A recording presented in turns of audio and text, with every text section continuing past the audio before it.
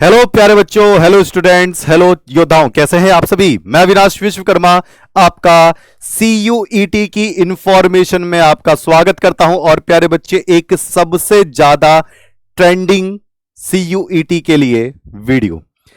दरअसल क्या है सीयूईटी, क्या है। जो बच्चे इस वक्त 12th में हैं या 12th में आएंगे या 12th पास आउट करेंगे इस साल या अगली साल, तो सीयूईटी उनके लिए ये इंफॉर्मेशन अच्छे से पता होनी चाहिए।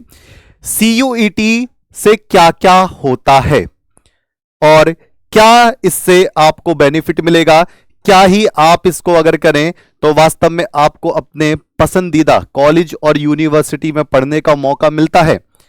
ये सारी इंफॉर्मेशन शायद बच्चों को ना पता हो, और अगर पता भी हो कुछ तो पूरी डिटेल के साथ नहीं पता हो, तो उसी के लिए ये आपकी वीडियो है।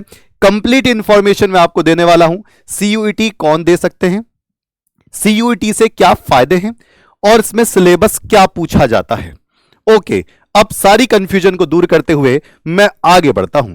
सबसे पहले सीयूईटी है क्या, यानी कि इसको जरूरत क्यों पड़ी है बच्चों के लिए पेपर कराने की। दूसरी बात, वो बच्चे जो पेपर देंगे वो कौन से बच्चे होंगे और ये कौन से कॉलेज में, कौन सी यूनिवर्सिटी में एडमिशन लेंगे। सबसे पहले एक रोल, 12th में जो बच्चे हैं या जो 12th पास आउट कर चुके हैं या जो 12th में आने वाले हैं, 12th के तुरंत बाद वो सोचते हैं कि हमें कहीं अच्छी जगह पढ़ने का मौका मिले, क्योंकि उन बच्चों को बीए करना होता है, बीएससी करना होता है, बीकॉम करना होता है, बीटेक करना होता है, बी फार्मा करना होता है, अपने बहुत सारे कोर्स करने होते हैं। लेकिन कंफ्यूजन क्या होती है, कंफ्यूजन ये होती है कि सर कॉलेज कौन सा अच्छा है। हमारे पास वाला कॉलेज तो सर कभी खुलता ही नहीं है, उसमें तो सर प्रोफेसर ही नहीं है। हमें तो नाम सुना था सर बनारस हिंदू यूनिवर्सिटी, हमने तो नाम सुना था सर दिल्ली यूनिवर्सिटी के कॉलेज में एडमिशन हुआ। तो क्या अगर हम अच्छे कॉलेज में एडमिशन ले लें तो क्या हमारी पढ़ाई, हाई एजुकेशन वास्तव में बहुत अच्छी हो जाएगी। तो बच्चों के दिमाग में यह कंफ्यूजन हमेशा रहती है, क्योंकि उनके पड़ोस के लोग कहते हैं अरे लड़कियों को क्यों ही पढ़ाना दूर ले जाकर, बीए में प्राइवेट में एडमिशन दिलवा दो, पास में कॉलेज है 2 किलोमीटर दूर, उसमें एडमिशन करा दो, उसमें तो जाना भी नहीं पड़ता है। अगर ऐसी सजेशन लेकर आप आगे बढ़ोगे तो वास्तव में आप कहीं ना कहीं बाकी लोगों से पीछे रह जाओगे।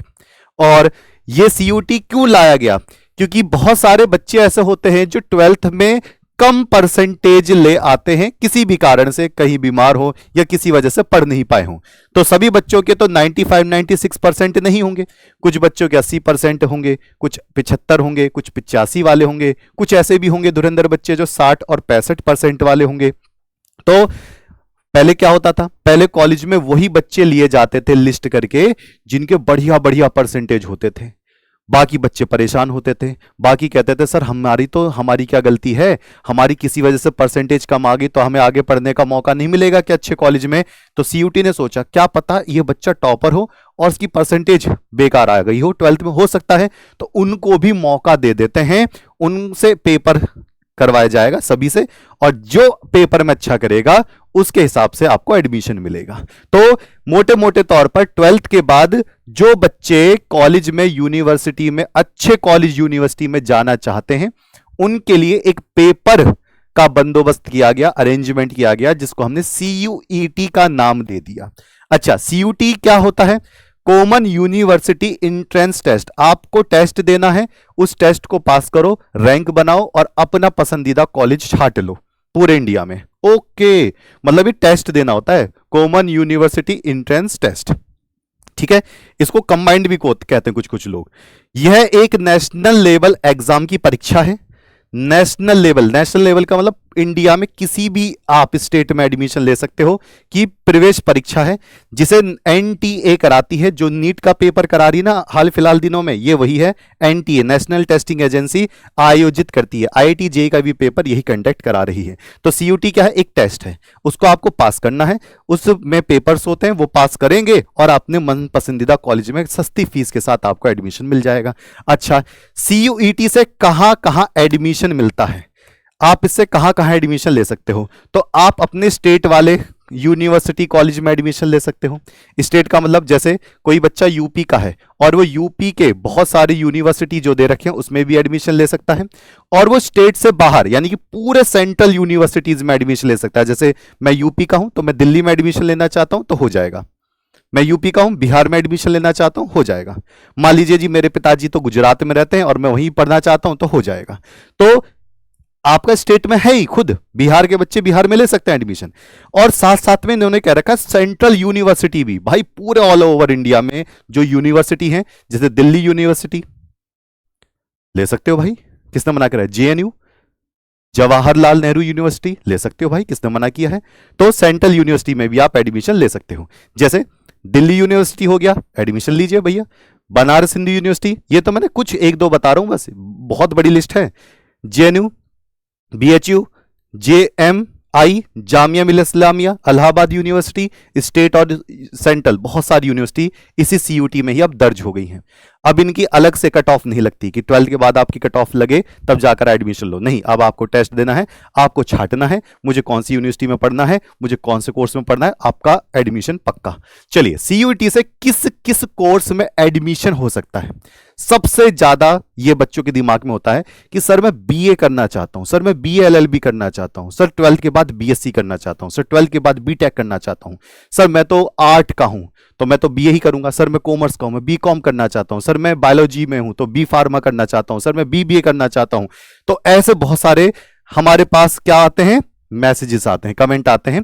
तो सीयूईटी से किस किस कोर्स में एडमिशन हो सकता है? बहुत सारे कोर्स हैं, कुछ मैं जाने माने कोर्स दिखा देता हूं। तो सीयूईटी से अंडर ग्रेजुएट आफ्टर 12th आप कोर्स के लिए एडमिशन होता है। जैसे 12वीं के बाद BA, BSc, BA LLB combined वाला होगा, बीकॉम होगा, आपका बीटेक होगा, बी फार्मा होगा, आदि बहुत सारे हैं। इसकी आप चाहोगे तो डिटेल में वीडियो आपको मिल जाएगी। ओके, आर्ट्स वाले बच्चे, साइंस वाले बच्चे, कॉमर्स वाले बच्चे, किसी भी स्ट्रीम के हों, सभी सीयूटी दे सकते हैं। स्ट्रीम के छात्र सीयूटी से एडमिशन ले सकते हैं। और अच्छी बात क्या है, सीयूटी उसके बाद भी है। ग्रेजुएशन कर लिया, आपका एमए करने का मन है, एमएससी करने का मन है, तो वो बच्चे भी सीयूटी दे सकते हैं। तो यानी कि सीयूटी 12th के बाद भी है, और सीयूटी किसी ने बीएससी, बीबीए, बी फार्मा कर रखी है तो वो भी आगे की पढ़ाई के लिए सीयूटी दे सकते हैं, उसका फॉर्म अलग से आता है। अच्छा जी, सीयूटी देने की एलिजिबिलिटी कौन दे सकता है? अब सबसे बड़ी बात है कि सीयूटी दे कौन सकता है। बच्चे बहुत पूछते हैं, सर मेरी एज ये है, सर मैं 12th में हूं, सर मेरी 12th पास हो गई, सर 1 साल हो गया 12th करे हुए, सर मैं तो बीएससी में हूं, मैं दूसरा कोर्स करना चाहता हूं, सर मेरी एज, मैं तो बहुत बड़ा हूं, सर मैं तो 28 साल का हूं, तो मैं कैसे करूंगा? तो सीयूटी की एलिजिबिलिटी यानी कि योग्यता आपको पता होनी चाहिए कि सीयूटी कौन कौन दे सकता है। तो सीयूटी देने के लिए भाई 12th या तो पास हो बच्चा, या फिर वो 12th में हो। सीयूईटी यूजी वाला 12th या तो पास कर चुका हो, या फिर वो 12th में हो। अपियरिंग का मतलब 12th में अभी पढ़ रहा है, अभी वो पेपर देगा, और पेपर देते ही तुरंत सीयूटी का पेपर देगा। अच्छा, और किसी भी स्ट्रीम का हो, ऐसा नहीं कि भाई उसके पास साइंस है, उसके पास आर्ट है, उसके पास कॉमर्स है, कोई सा भी बच्चा दे सकता है, अपने मन पसंदीदा कोर्स ले सकता है। ऐसा भी नहीं कि साइंस का बच्चा और बीए नहीं कर सकता, कर सकता है, पूरी खुली छूट है। हाँ, कुछ कोर्स में उसमें लिमिट लगा रखी है कि इसके लिए ये सब्जेक्ट होने जरूरी है। अच्छा, एज लिमिट क्या है? बच्चों के दिमाग में होता है, सर अभी तो मेरी 17 साल नहीं हुई, सर मेरी अभी 18 साल नहीं हुई, सर मेरी अभी 19 साल नहीं हुई, 20 साल नहीं हुई। तो ये सारी के सारे क्या होते हैं? ये एज लिमिट वाली बात। तो एज लिमिट भाई क्या हो सकती है? एज लिमिट कुछ नहीं है, नो लिमिट। इसमें 25 साल के, 26 साल के, 20 साल के, 19 साल के, 50 साल के आराम से दीजिए। मान लीजिए किसी ने भाई पढ़ाई छोड़ दी, 10 साल बाद उसका मन किया अरे यार बीएससी ही कर लेता हूं, कर सकते हो, फॉर्म भर सकते हो। तो उसमें कोई एज लिमिट नहीं है कि इतने से लेकर इतने के बीच में फॉर्म भरोगे, इतने से लेकर इतने के बीच में फॉर्म भरोगे। हालांकि आईआईटी, जेईई और नीट के लिए अलग अलग एज लिमिट है, सीयूटी के लिए नहीं है। ओके, एज लिमिट ही नहीं है। ओके, तो सीयूटी सिलेबस क्या होता है और एग्जाम पैटर्न क्या होता है? सिलेबस क्या आता है और एग्जाम पैटर्न क्या आता है? मोस्ट ऑफ द कोर्स, बहुत सारे कोर्स के लिए जो 12th का सिलेबस आप पढ़ रहे हो वही उठकर आता है, उसके साथ कुछ आपके जो सब्जेक्ट्स हैं वो थोड़े से अलग होते हैं। जैसे अगर आप देखोगे ये पूरा का पूरा एग्जाम पैटर्न और मैं आपके सिलेबस के बारे में बता दूं तो इसको मैं डिटेल के साथ बता देता हूं एक बार पूरी डिटेल के साथ। देखिए जरा ध्यान से कि इसका सिलेबस क्या होता है और एग्जाम पैटर्न क्या होता है। तो सिलेबस होता है 12th के बेस पर कि 12th में जो आपके पास है वो पूरा का पूरा। देखिए टोटल सब्जेक्ट इसमें कितने होते हैं 37 हैं, जिसमें 13 इंडियन लैंग्वेज है, 23 डोमेन है और एक जनरल एप्टीट्यूड है। ये जनरल एप्टीट्यूड में सारा सब्जेक्ट आता है, जैसे एक सामान्य ज्ञान का एक paper. 13 Indian language, Hindi, English, Urdu, Malayalam, Kannada, बहुत सारी लैंग्वेज इसमें आती हैं। तो आपके पास हिंदी है या इंग्लिश है वो आप देख सकते हैं। डोमेन का मतलब होता है मुख्य विषय जिसने प्रभाव डाला हो। जैसे मेरे पास 12th में था फिजिक्स, केमिस्ट्री, मैथ, तो मेरा डोमेन है फिजिक्स, केमिस्ट्री, मैथ, और मेरे पास लैंग्वेज थी हिंदी और इंग्लिश। ऐसी आपके पास क्या सब्जेक्ट है वो आप मुझे कमेंट करके बताना।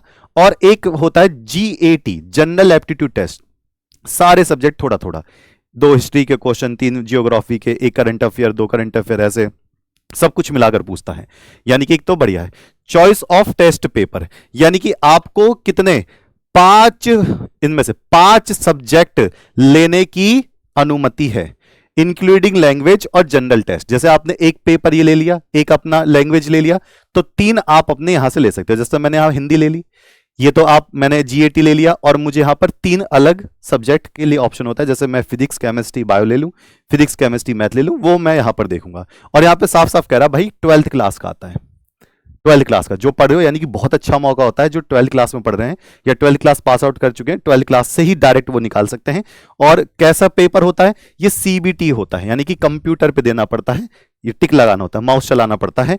टोटल क्वेश्चन ये अभी अपडेट होकर आएगा, तो अभी 2000 नेक्स्ट जो पेपर आपके इसमें बनेंगे ये अपडेट होकर आते हैं कि कितने कितने क्वेश्चन है। NTA हर साल अलग अलग निकालता है, ड्यूरेशन भी आपका हर साल अलग अलग होता है, शिफ्ट भी हर साल अलग अलग होती है, और मार्किंग स्कीम भी हर साल अलग अलग होती है। लेकिन आप देखोगे एक आपका आंसर पर 5 नंबर मिलेगा, और यहां पर निगेटिव मार्किंग दे रखी है, 1 नंबर की निगेटिव मार्किंग, यानी गलत होगा तो 1 नंबर सही वाला भी काट लिया जाएगा। ये बात आपको समझ में आ रही है? तो ये मैंने एक ओवरऑल इंफॉर्मेशन आपको दी है कि CUET वो सभी बच्चे दीजिए जो 12th में है और एक अच्छी यूनिवर्सिटी में पढ़ना चाहते हैं, कम से कम फीस के साथ, बढ़िया से बढ़िया आपको प्रोफेसर मिलते हैं, आपको एडमिशन लेने में कोई ज़्यादा दिक्कतें नहीं होती है, आपको स्कॉलरशिप भी उसी के अंदर ही मिलती है, जैसे इंस्पायर स्कॉलरशिप वगैरह। तो इसके बहुत सारे फायदे हैं। और CUET लाया इसलिए गया था कि जो बेचारे बच्चे जो अपने आप को समझते हैं कि जी हम तो गाँव के क्षेत्र में रहते हैं, या फिर हम तो एक ज़्यादा मोटे पैसे खर्च नहीं कर सकते पढ़ाई में, या फिर बहुत सारे बच्चे जो सोचते हैं कि जी हम तो बहुत ज़्यादा जानते ही नहीं है कि कौन सा कॉलेज अच्छा है, कौन सा यूनिवर्सिटी अच्छा है, तो आप RW ट्यूशन क्लासेस को सब्सक्राइब कर लें। इस पर CUET की डिटेल इंफॉर्मेशन आती रहेगी, क्योंकि CUET का पेपर होता है मई में, तो आपको मार्च के आसपास, अगर ये आप उससे पहले वीडियो देख रहे हो तो आप जरूर इसको अपने संज्ञान में लीजिए। आप अगर एक अभिभावक हैं, एक पेरेंट्स हैं, तो अपने छोटे भाई बहनों के लिए, अपने बच्चों के लिए इस वीडियो को जरूर ध्यान से देख लें।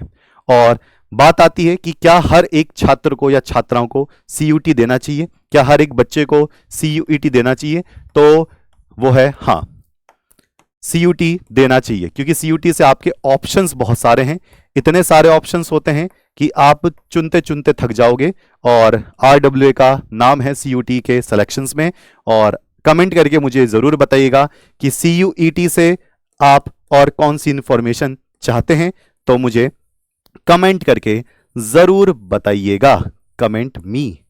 और ऐसी ही डिटेलिंग वीडियोस के साथ कनेक्ट रहिए अपने RW ट्यूशन क्लासेस पर। नमस्ते, जय हिंद।